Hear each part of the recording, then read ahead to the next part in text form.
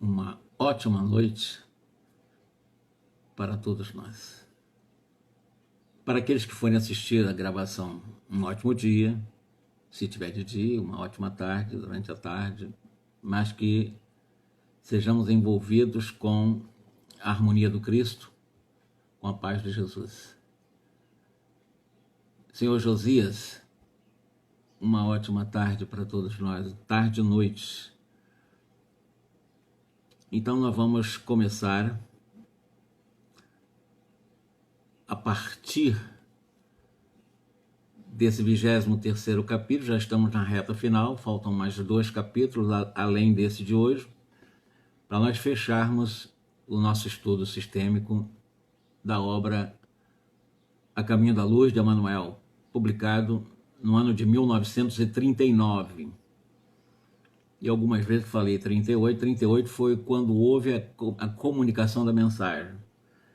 Essa mensagem ela foi recebida, Cora, boa tarde, Cora. Essa mensagem foi obtida durante um período de 2 meses, 1 mês e pouco, porque 1 mês a rigor, pela informação que nós temos, histórico, né? O Chico Xavier recebeu a mensagem de A Caminho da Luz no período de agosto a setembro de 38. Odília, uma ótima tarde para todos nós. Como eu estava falando aqui, nós vamos fazer o 23º capítulo, nós estamos fazendo uma leitura de um livro de história religiosa. Não temos como fugir das informações que são verdadeiras do nosso irmão Emmanuel, absolutamente sinceras, que nos ajudam muito a compreender o porquê estamos buscando a nossa doutrina espírita para encontrarmos as respostas que nós não encontramos em outras religiões, em outros princípios, e nós conseguimos encontrar com o Espiritismo respostas extraordinárias. Respostas que modificam a nossa forma de ver a vida, nos vermos, e também a nossa própria trajetória reencarnatória. O Espiritismo é uma doutrina consoladora. Rigorosamente é uma doutrina que consola a nossa consciência. No 22º capítulo, o capítulo anterior, nós falamos um pouco sobre a Revolução Francesa, falamos de Napoleão Bonaparte, e bem no final encerramos com a informação que os espíritos superiores deram de que um dos mais lúcidos discípulos de Jesus reencarnou compenetrado absolutamente da sua missão consoladora. Então nós estamos falando exatamente de Allan Kardec. E ele reencarnou exatamente 2 meses após a consagração do próprio Napoleão Bonaparte, que criou um sistema, criou lá um tal de império, criou o título de imperador, se tornou imperador, se coroou imperador perante o Papa Pio VII, e, enfim, isso foi lá em Notre Dame, e nós conversamos sobre isso. Logo, questão de meses depois, já estava nascendo, aliás, 2 meses depois, né? Estava nascendo Kardec, porque nasceu em 1804, no mesmo ano em que o Napoleão Bonaparte também se autoproclamou imperador. Isso foi falado a semana passada. Hoje, nós vamos falar um pouco ainda do século XIX, porque onde está? O Espiritismo surgiu no século XIX, e o que aconteceu depois da Revolução Francesa, porque o capítulo anterior nós falamos um pouco da Revolução Francesa. Agora, o pós-Revolução Francesa é o que Emmanuel propõe exatamente no 23º capítulo. Vamos lá com o Emmanuel, para não fugir e eu ficar só com os meus pensamentos, com as minhas ideias, construindo as minhas opiniões. O que não é o objetivo da obra, né? Nós temos que colocar a opinião de Emmanuel.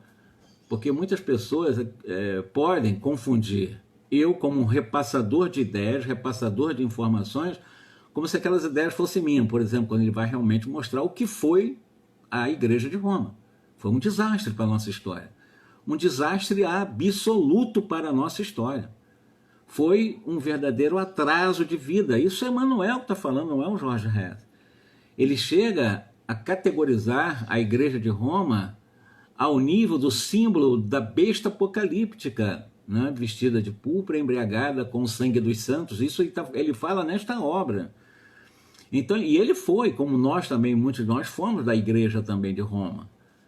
Então o livro todo ele vai falar isso. Houve uma falha muito grave dessa igreja que prejudicou muito a nossa compreensão da nossa transcendência, ou seja, da nossa realidade espiritual. Nós não estamos preparados para desencarnar, nós temos medo da morte, nós temos muita dificuldade de entrar em contato com os espíritos porque nós estamos atrasados, porque a igreja nos impôs outros dogmas, nos afastando da mediunidade, nos afastando da compreensão da reencarnação, que eles proibiram num dos concílios deles. Tudo Emmanuel fala aqui com muita clareza, né? Então vamos continuando com Emmanuel no 23º, portanto, antepenúltimo capítulo para encerrar a nossa obra, que vamos encerrar no próximo sábado, né?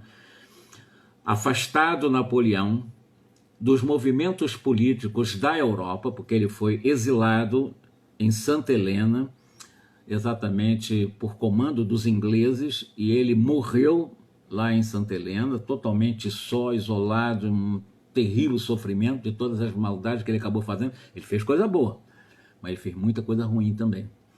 Então ele estava afastado dos movimentos políticos da Europa, foram adotados num congresso que foi realizado lá em Viena, em 1815. Essa reunião, ou esse congresso de Viena, foi extremamente importante para a composição dos chamados blocos continentais, blocos de países, de independências na Europa, sobretudo na Europa, né?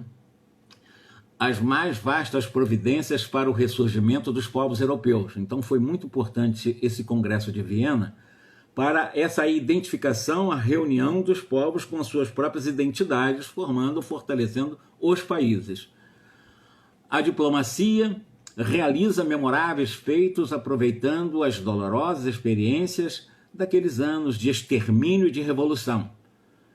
Então, a revolução aconteceu pelo menos 30, um pouco menos, 3 décadas antes, né?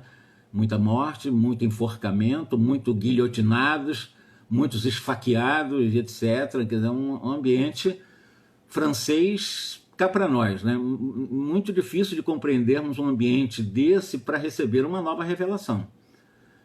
Porque é um ambiente totalmente manchado de sangue, de violências. E lembro para vocês que estão nos ouvindo, e que nos ouvirão, que a Revolução Francesa, ou pelo menos o movimento revolucionário da França, tinha como objetivo principal, e deveria ter e manter, como os ingleses fizeram, né?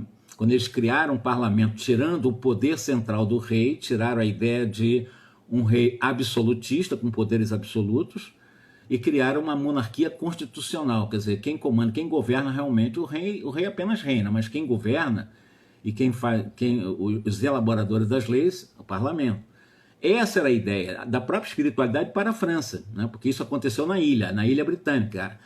A Grã-Bretanha fica na ilha, ela não fica no continente europeu, é uma ilha afastada, ela realmente não faz parte, não é um grupo, digamos, uma massa de europeus continentais, né? Eles são da ilha, são ilhéus, né?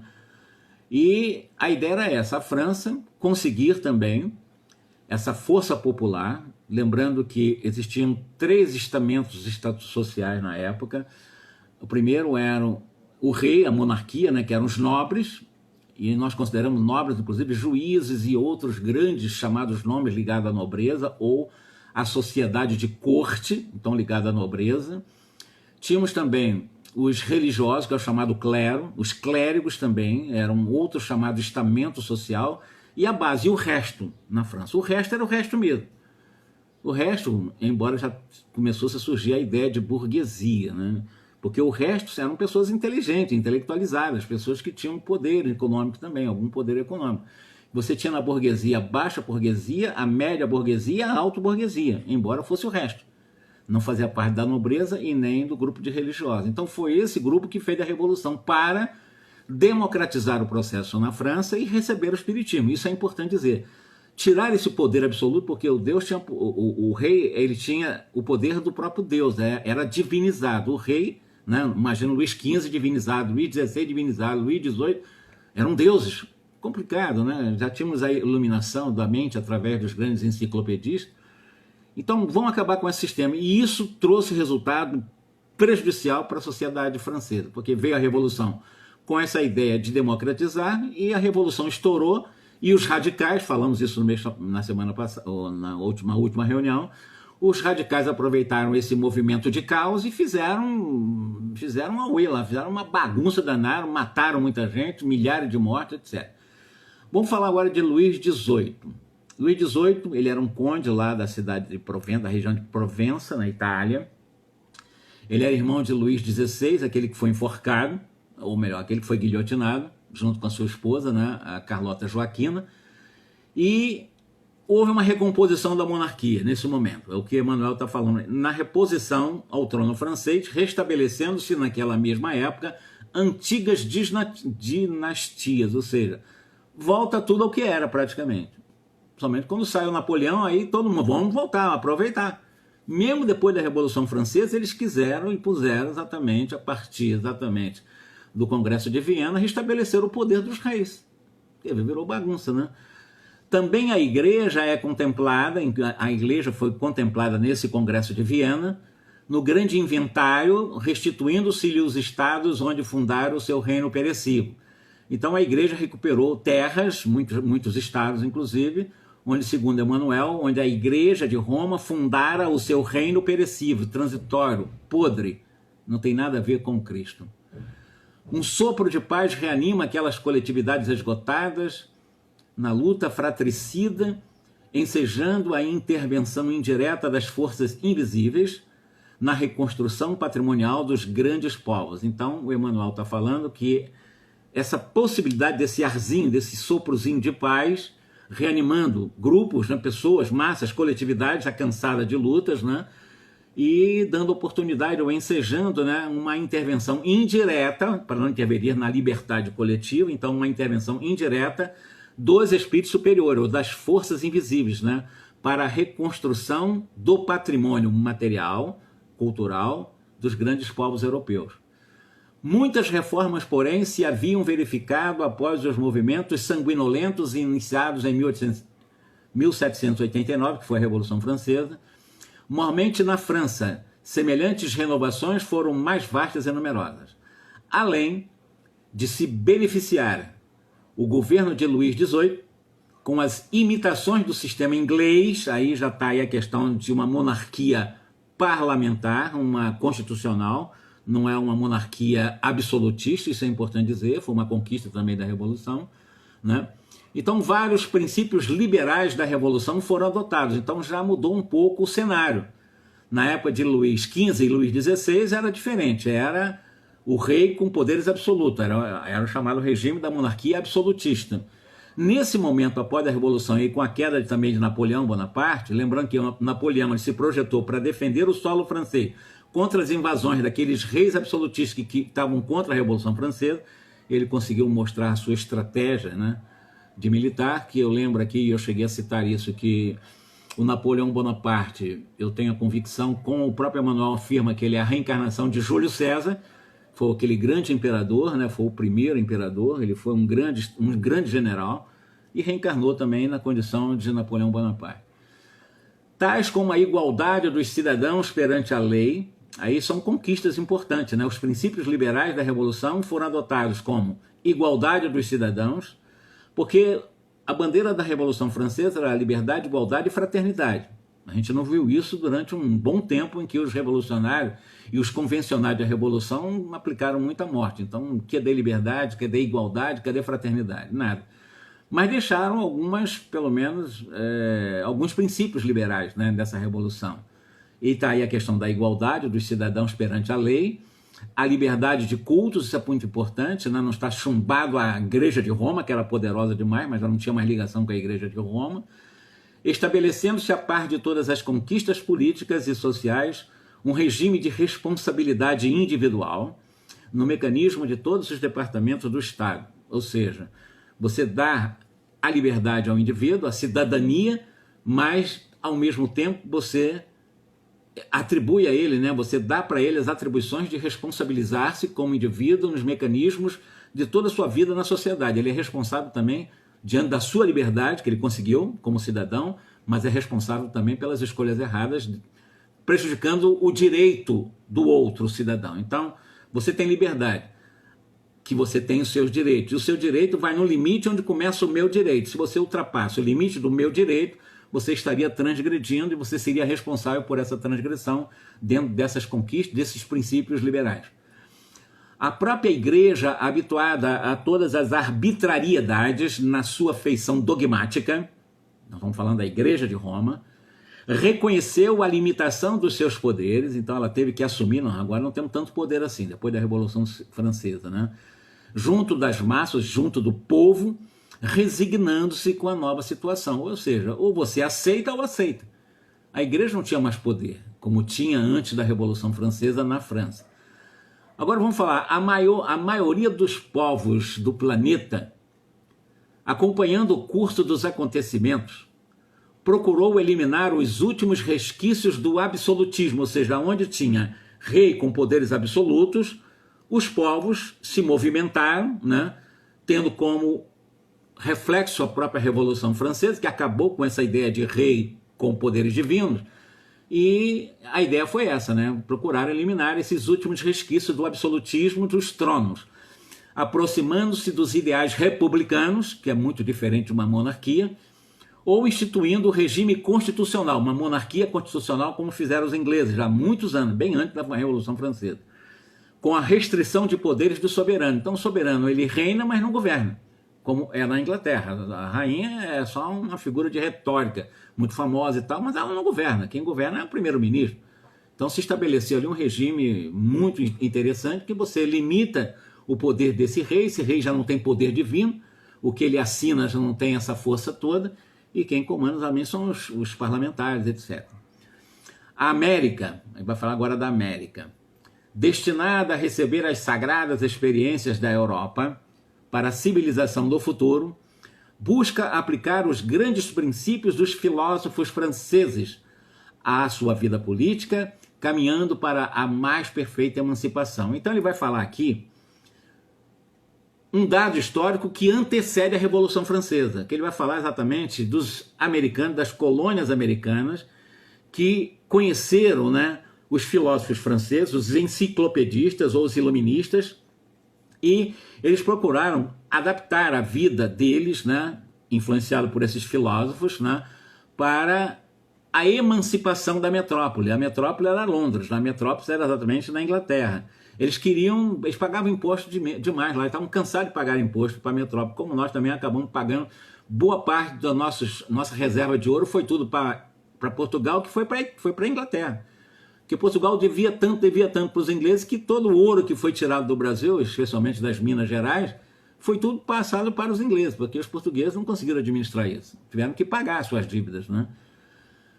Seguindo o exemplo das colônias inglesas, os 4 vice-reinados da Espanha, que nós tínhamos 4 vice-reinados também aqui na América Latina, procuraram lutar pela sua independência.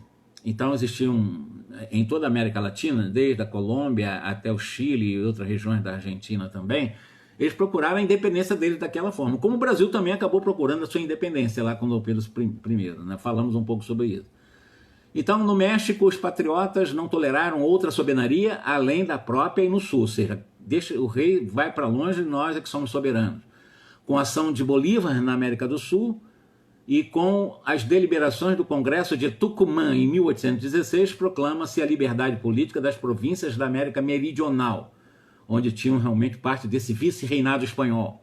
E graças a Simão Bolívar, realmente eles conseguiram encontrar essa liberdade sem peias, sem aprisionamento com os reis espanhóis.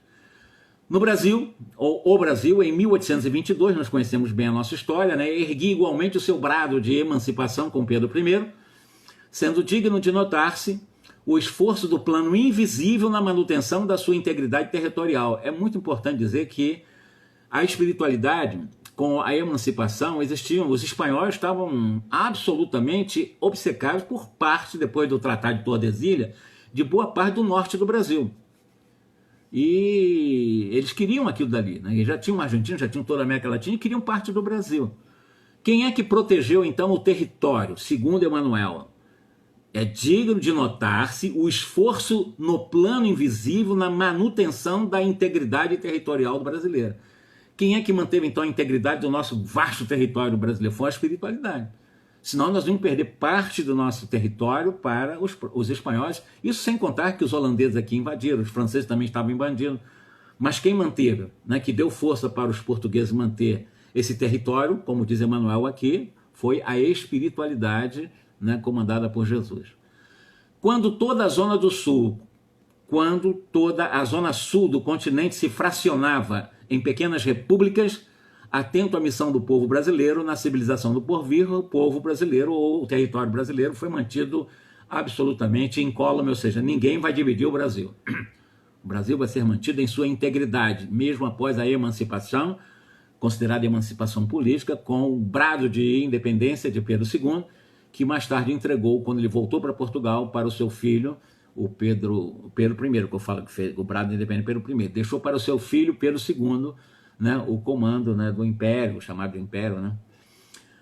O século XIX desenrolava uma torrente de claridades na face do mundo, encaminhando todos os países para as reformas úteis e preciosas. Então, houve uma repercussão importante quando ele vai falar um pouco agora de Allan Kardec, dos colaboradores de Allan Kardec, sabendo que, quando surge o Espiritismo, a rigor, já estava se desenrolando, né, grandes buscas dessas claridades filosóficas, né, na Terra, na face do mundo, né, encaminhando vários países, se não todos os países, para essas reformas de emancipação.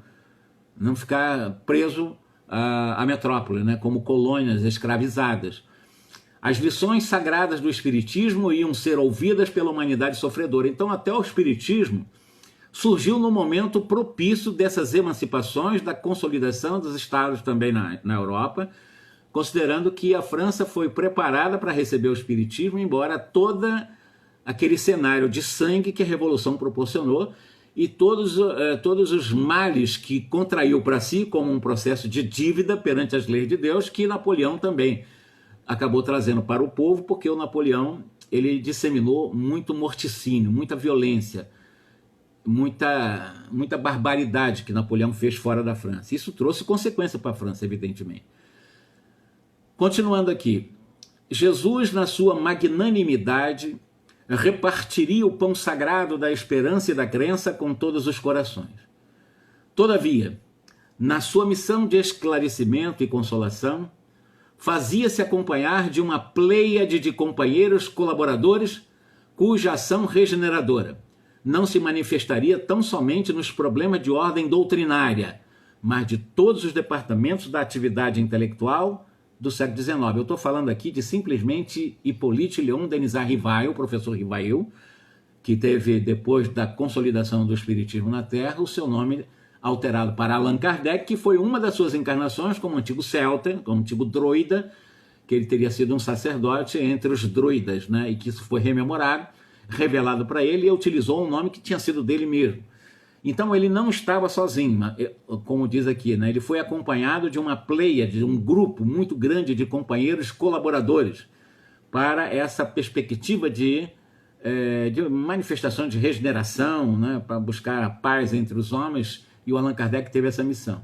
Por exemplo, a ciência, chamada ciência materialista até hoje, extremamente materialista, porque a ciência não é espiritualista, porque se a ciência fosse espiritualista, se as universidades do mundo hoje fossem espiritualistas, nós estaríamos muito mais avançados no campo da espiritualidade. Mas como a ciência só trabalha com a matéria e com o materialismo, a ciência é muito atrasada para as questões espirituais. E ele vai dizer que no século XX, né, pelo menos nas culminantes do século XX, como repercussão do século XIX, a ciência nessa época desfere voos soberanos que a conduziriam às culminâncias do século XX. Vai falar que no século XIX, cientificamente, houve o progresso das artes tipográficas, isso é extremamente importante, lembrando que as obras espíritas foram publicadas graças ao progresso dessas artes tipográficas. O primeiro livro espírita foi para uma tipografia de BO, em torno de 12 quilômetros a oeste de Paris, quando foi publicada a primeira edição, numa tipografia, né, que estava aperfeiçoada.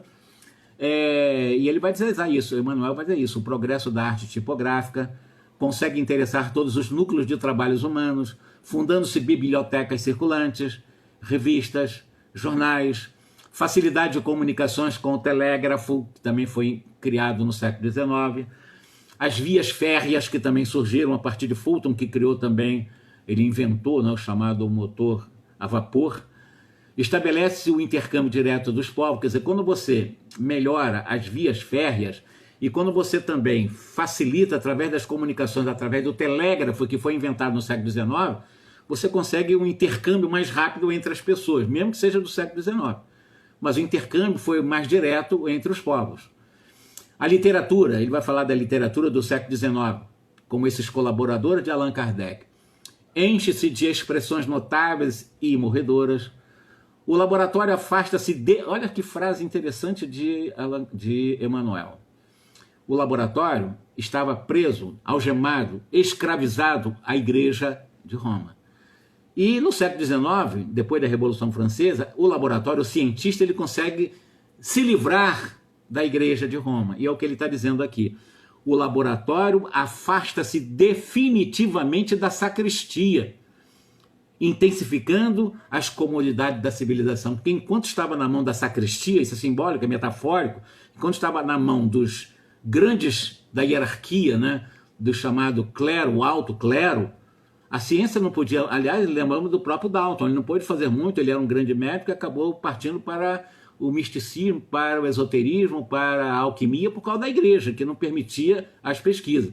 Então, no século XIX, o laboratório, ou seja, a ciência se afasta da sacristia, para lá a igreja romana. Vamos agora trabalhar a ciência com liberdade. Isso aconteceu a partir do século XIX, ajudou muito para o espiritismo também surgir com força. Constrói-se, por exemplo, na época, a pilha de coluna, né? Foi uma conquista também. Descobre-se a indução magnética, isso são conquistas científicas, né? Surge o telefone, o fonógrafo, que, por sinal, a introdução do fonógrafo no Brasil devemos a Frederico Figner, era um judeu que veio para o Brasil e ele introduziu no Brasil o primeiro fonógrafo, que foi uma das invenções de Thomas Edison, e ele criou depois, mais tarde, não tem nada a ver com o capítulo não, só estou dando como dado histórico, né? A questão da invenção do fonógrafo, né?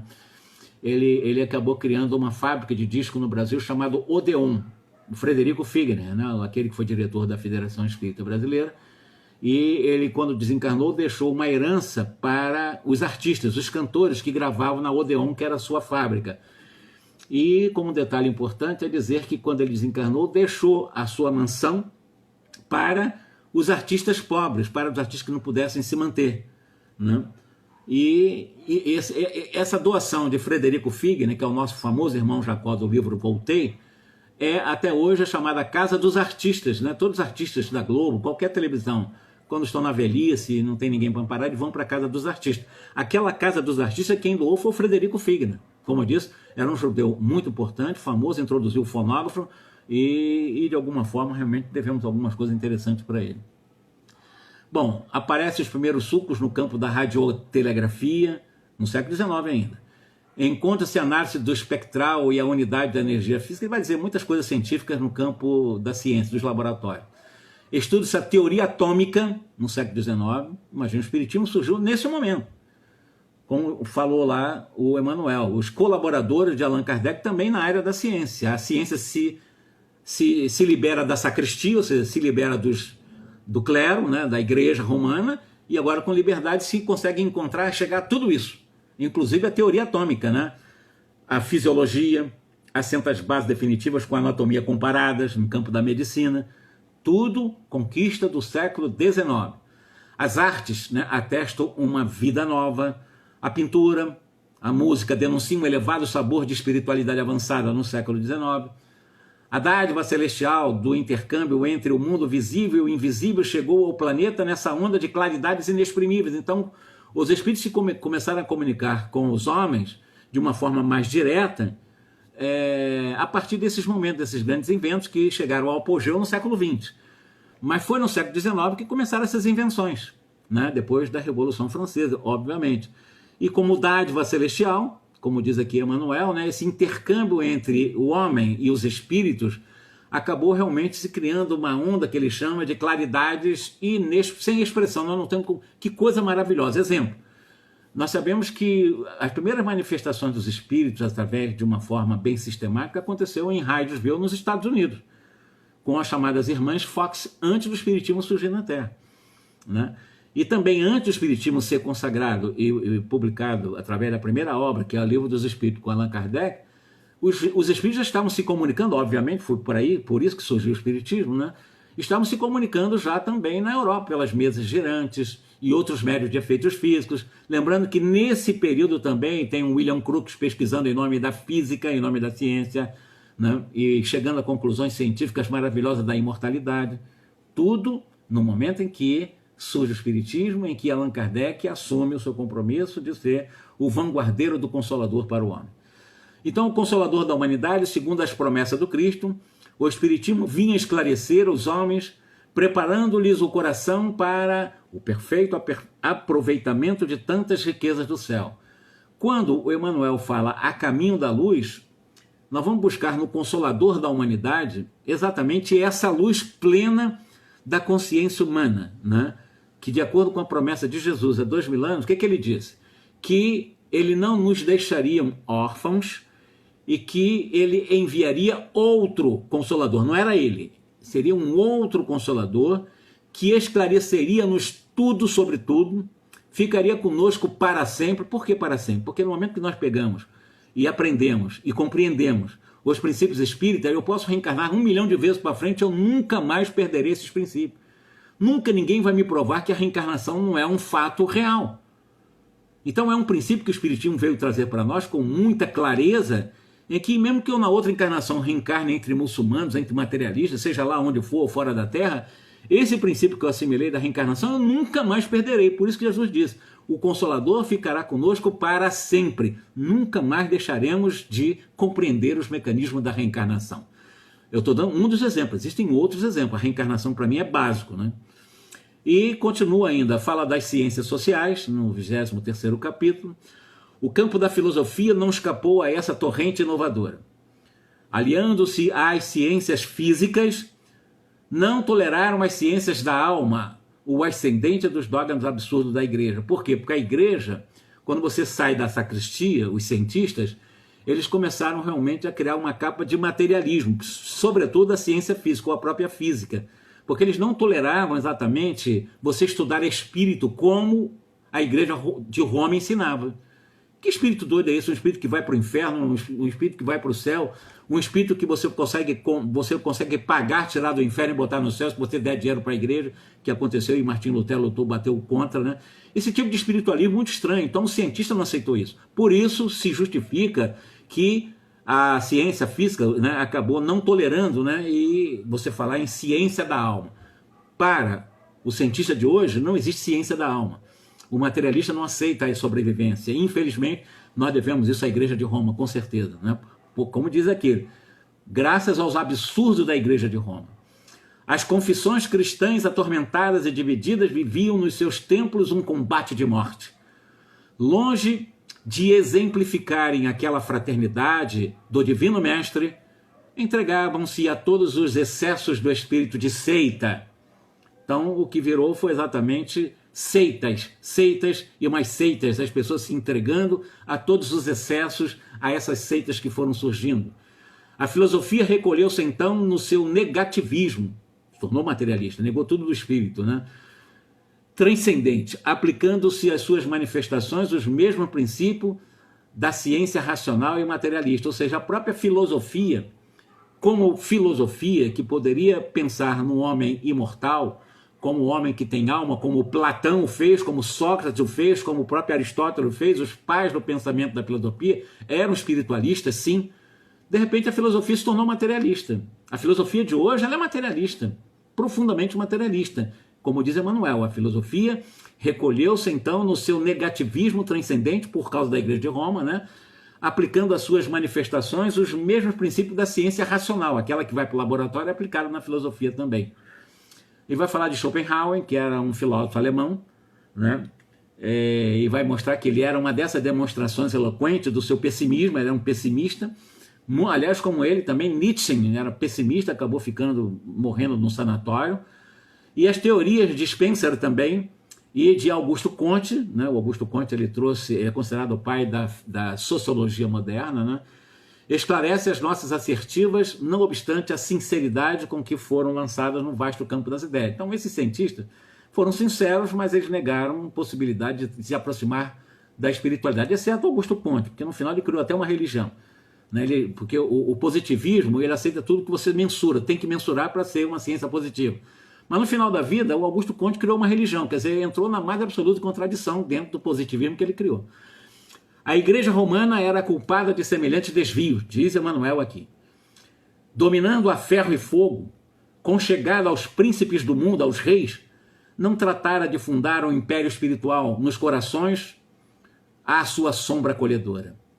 Longe da exemplificação de Jesus, a Igreja Romana amontoara todos os tesouros inúteis, intensificando as necessidades das massas sofredoras, ou seja, criaram aquelas grandes catedrais, muito ouro, investiram muito dinheiro, sangrando a economia do povo, mantendo a necessidade da massa sofredora, mantendo o luxo e mantendo a classe sofredora no lixo. É isso que ele está dizendo para nós, em outras palavras.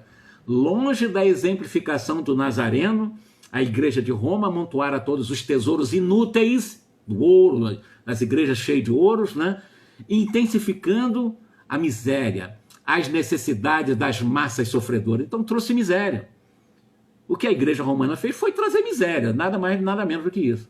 Porque a Igreja Romana, diz Emmanuel, extorquia antes de dar.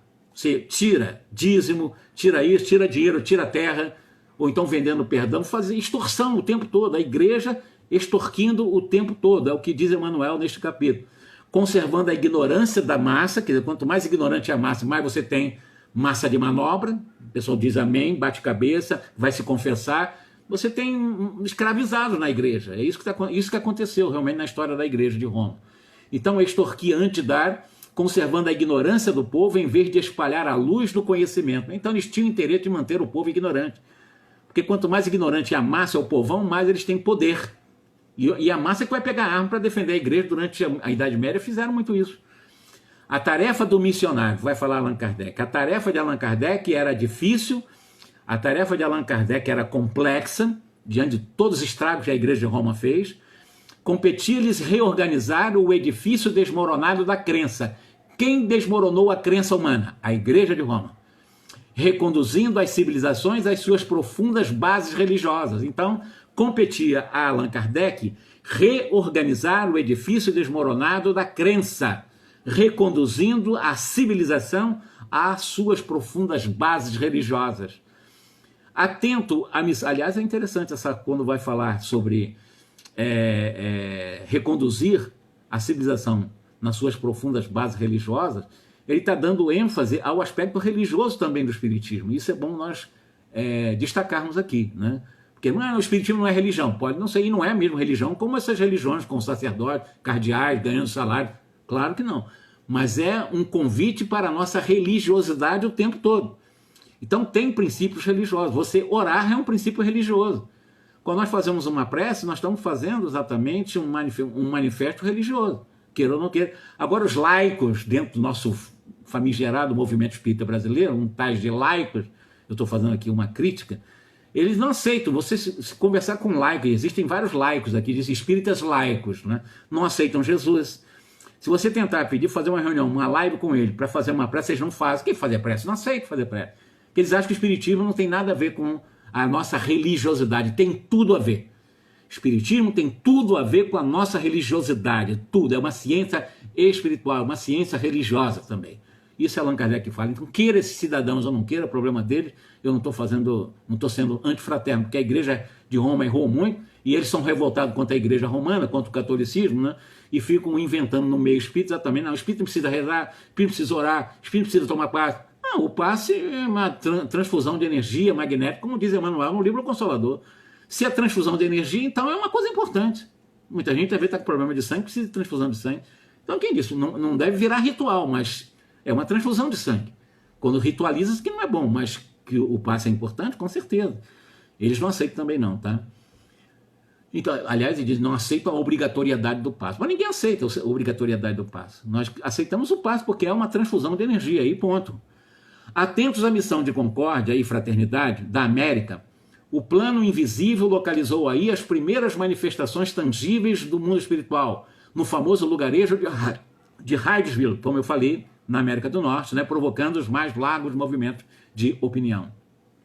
Então a fagulha partida das plagas norte-americanas como partir igualmente dela a consolidação das conquistas democráticas. Olha só, nos Estados Unidos da América do Norte, para Emmanuel, considerando o cérebro do mundo e o Brasil como coração, partiram a partir da Revolução Americana, a Revolução Francesa e a modificação do panorâmica político e social de todo o planeta. Então partiu primeiramente essa fagulha dos Estados Unidos, das colônias norte-americanas, né? E também a fagulha da espiritualidade, lá em Hydesville com as irmãs Fox, também dos Estados Unidos. Olha a importância da América para o mundo. Emmanuel vai dizer, olha a importância da América do Sul, do Norte, do Centro, né, América Central. A América é muito importante para o futuro do mundo, é isso que ele está dizendo para nós. Considerando, então, a Europa busca ambientar as ideias novas e generosas que encontram o discípulo no seu posto de oração e vigilância, pronto a atender aos chamamentos do Senhor. Numerosos cooperadores diretos de sua tarefa auxiliam-lhe no esforço sagrado, desdobrando-lhe as sínteses em gloriosos complementos. A Terra, com as suas instituições sociais e com as suas instituições políticas, havia atingido um período de grandiosas transformações que requeriam mais de um século de lutas dolorosas, de lutas remissoras, e o Espiritismo seria a essência dessas conquistas novas, reconduzindo os corações ao Evangelho suave do Cristo. Ou o Espiritismo consegue, né, dentro dessa programação, reconduzir os corações sedentos de espiritualidade, sedentos de Jesus para Jesus, ou o Espiritismo perde o sentido. Ou nós, com os princípios espíritas, nos deixemos nos reconduzir, né, para a compreensão do Evangelho de Jesus, ou estamos perdendo tempo. E o Evangelho de Jesus não é uma obrigatoriedade de comportamento transformado, não. É um convite para a nossa transformação moral. Jesus é amor, Jesus não condena, Jesus não critica, Jesus não pune, o Deus não pune, Deus não critica, Deus não censura. Isso é um princípio espírita, nós somos convidados a amorosamente a compreender, reassumindo o nosso compromisso espiritual a partir do Evangelho suave desse cristianismo que, de alguma forma, o cristianismo humano caducou. Mas nós podemos criar dentro de nós mesmos esses princípios cristãos, né? Provação coletiva da França. Vai falar aqui, cumpre-nos assinalar as dolorosas provas da França depois dos seus excessos na Revolução, nas campanhas napoleônicas. Nós já falamos que a França teve que pagar um preço alto, porque fez muita morte acontecer com a Revolução Francesa, e depois de Napoleão, da mesma forma, muita morte foram espalhada. Depois vem uma revolução em 1830, Kardec então já estava com 26 anos, né? Houve uma outra revolução em 1848, quando aconteceram exatamente aquelas manifestações de Hydesville, como um materialista também querendo introduzir pela revolução uma ideia igualitária na Terra, chamado Karl Marx, em 1848, estava também fazendo um movimento no ideário de trabalhadores univos. Em 1848 também teve a Revolução na França, né, e mediante as quais se efetua um penoso resgate por parte dos indivíduos e das coletividades. Aí vai surgir uma guerra, a chamada Guerra Franco-Prussiana, em 1870, que acabou prejudicando até o movimento espírita. Muitos espíritas passaram fome na França, né? Nós temos um vídeo que quem tiver interesse eu posso mandar. Nós falamos da derrocada do movimento espírita francês, sobretudo por causa também dessa guerra franco-prussiana, porque os franceses perderam para a Alemanha, perderam inclusive uma parte da França, onde tinham as reservas minerais, e só foi resolvido isso depois da Primeira Guerra Mundial, que na realidade a Guerra Franco-Prussiana acabou sendo exatamente um estupim para a Primeira Guerra Mundial, porque a França se vingou também a partir de 1914. A grande nação latina, que é a França, por causa somente conhecida do plano espiritual, é esmagada e vencida pelas orgulhosas Alemanha de Bismarck, né, que é o Otto von Bismarck, que por sua vez, embriagada e cega no triunfo, ia fazer jus às dores amargas de 1914 a 1918. Sabe o que é isso? Eles também foram inapeláveis, né? Eles foram cruéis com os franceses. E eles tiveram que resgatar para a França todos os malefícios de 1870, dessa guerra franco-prussiana. E aconteceu exatamente num desses congressos de 1918, depois da Primeira Guerra Mundial. E é como ele diz, né? Que essa Alemanha de Bismarck, né, por sua vez embriagada e cega, no triunfo ia fazer jus às dores amargas da Alemanha, porque a Alemanha ela perdeu, ela não tem nem exército até hoje. Depois da Primeira Guerra Mundial, ela é proibido ali ter, né, pelo menos a estrutura de guerra. É proibido pelas Nações Unidas. Paris, que assistira com certa indiferença às dores dos condenados do terror da Revolução Francesa, comparecendo aos espetáculos tenebrosos do cadafalso e aplaudindo os opressores, sofre misérias e fome em 1870, muitos espíritas também passaram muita fome, antes de cair em poder dos impiedosos inimigos em 28 de janeiro de 1871. As imposições políticas do imperador Guilherme, que era o que comandava o Otto von Bismarck na Alemanha, em Versalhes, e as amarguras coletivas do povo francês nos dias da derrota significam o resgate dos desvios da grande nação latina. Pagaram caro, pagaram um preço alto por isso.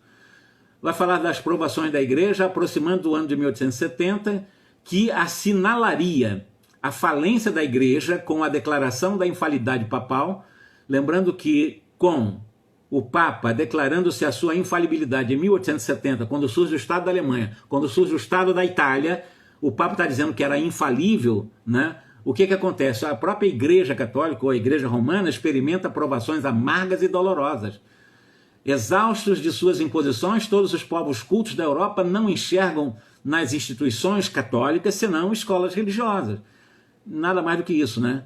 E vai falar dos italianos, em face do nosso tempo, eu tenho que dar uma acelerada aqui e vou terminar com a situação de 1870, obrigar o povo francês a reclamar a presença dos guardas do Vaticano, triunfando as ideias de Cavour e primando-se o Papa de todos os poderes temporais, restringindo sua posse material, ou seja, o Papa ficou totalmente restrito aos seus poderes lá no Vaticano e estava muito bom isso aí.